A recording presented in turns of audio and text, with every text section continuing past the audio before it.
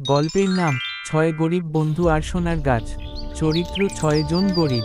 রাহিম বুদ্ধিমান, হান্নান সাহসী, জুলেখা দয়ালু, মানিক কৌতূহলী, কুসুম আশাবাদী, সাদেক বৃদ্ধ ও অভিজ্ঞ।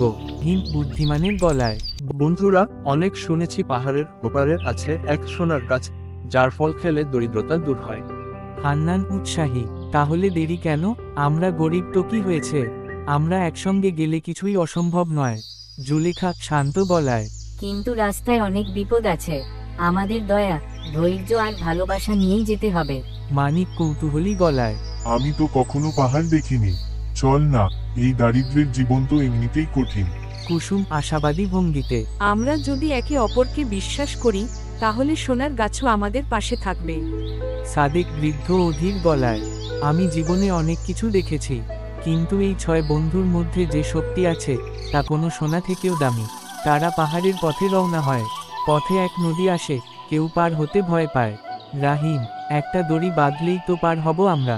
হান্নান, আমি আগে যাই, তোমরা আসো। পথে এক বৃদ্ধা পানির জন্য কাঁদছে। জুলেখা, আমরা নিজের খাবার কমিয়ে তাকে পানি দেব। কুসুম, ভালো কাজ করলে গাছ আমাদের আশীর্বাদ দেবে।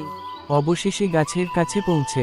মানিক, এই তো গাছ, কিন্তু ফল তো সাধারণ মনে হচ্ছে। সাদেক, যে গরিব নিজে না খেয়ে অন্যকে খাওয়ায়, তার স্পর্শেই গাছ সোনা ফলায়। রাহিম গাছ ছোঁয়, ফলগুলো সোনায় রূপান্তরিত হয়। রাহিম, এটা আমাদের একতার ফল, আমাদের গরিব মনই আসল ধন। সবাই মিলে, আমরা গরিব ছিলাম, কিন্তু আমাদের মন ছিল রাজাদের মতো। আমাদের ফান কার্টুন হোস্ট চ্যানেলকে সাবস্ক্রাইব করুন এবং পাশে থাকুন। ধন্যবাদ।